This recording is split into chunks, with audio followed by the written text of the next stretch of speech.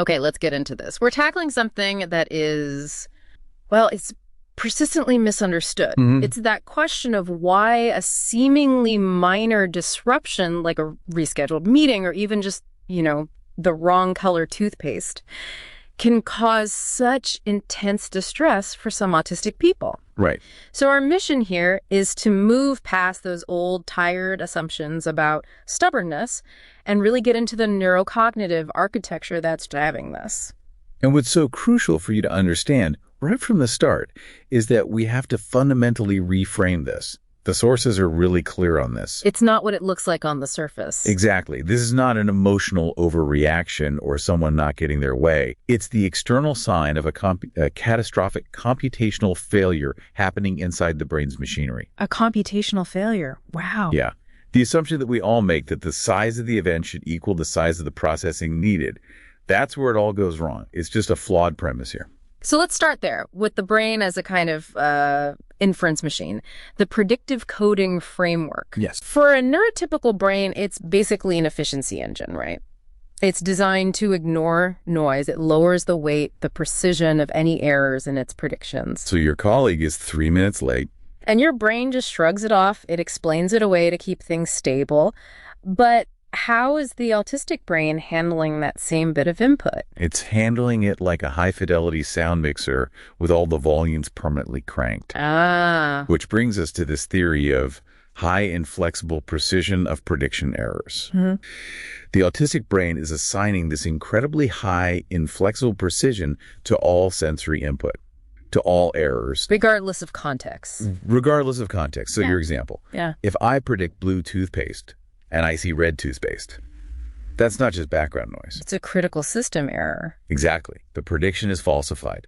And because that rule toothpaste is blue was given such high precision, that small error generates this massive signal. It forces the brain into an expensive full system update for something that should have been dismissed. Okay, so if the math is bankrupting the system, let's talk about the energy, the immense physical energy it takes to even try to switch focus. That brings us to monotropism, right? Right. Monotropism is all about that energetic cost.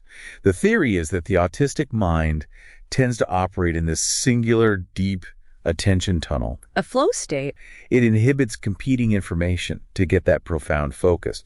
And when you're in that state, or even just in a simple routine, you build up this incredible cognitive momentum, autistic inertia. So it's not just a quick pivot. It's more like having to shut down an entire server farm just to change the font on a single web page. That is a perfect analogy. The cost of switching your attention isn't negotiable. You can't just shift, 15% of your resources over. They're nothing. The system demands 100% engagement to tear down the world you're in and build a new one. We all know that painful feeling of being pulled out of deep focus. Yeah. But for a monotropic mind, that feeling is just magnified into a crisis. Which leads to the operational cost. The brain being forced into what the sources call bottom-up processing or manual mode. Most neurotypical brains are running on autopilot. We rely on these efficient top-down schemas. But if you're building your reality moment by moment from raw data, a routine failing is suddenly critical. Let's go back to the toothpaste. The routine is step 2, locate blue tube, but the tube is red. And that operational failure just halts the entire sequence. It forces this huge conscious recomputation because the autopilot systems just aren't engaging. And constantly running in that manual high detail mode, that must lead to chronic stress. It does. It's called allostatic load. This is where the stress bucket analogy comes from. So the bucket is often, say, 95% full already from all this cumulative sensory input, all this constant manual operation. But wait, if the red toothpaste is only a 5% problem, how does that cause a 100% meltdown? Is the change really just a symptom of the system already running on empty? Precisely. That small change is what causes the overflow. But the reaction itself is about the 95% that was already in the bucket. It's about all the unprocessed micro-traumas. You're not reacting to the red toothpaste. You're reacting to the system being totally overloaded. Okay, so if this overwhelm is a result of the mathematical cost and monotropism, the energetic cost, and manual mode, the operational cost, what does this mean for support? It means we have to stop demanding flexibility and start focusing on reducing the cognitive load of change. How do you do that? You front-load information. You give the brain a chance to update its hyper-precise models before the stressful event even happens.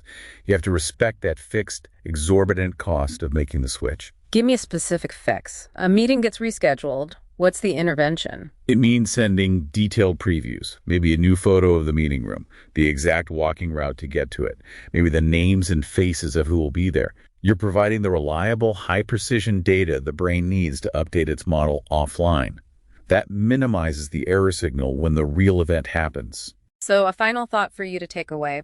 If this insistence on sameness is actually a biological drive away to resolve what feels like a fatal error signal in the brain, what daily systems could you introduce into your own life, even if you're not autistic, to lower your own daily cognitive load and free up some of that processing power?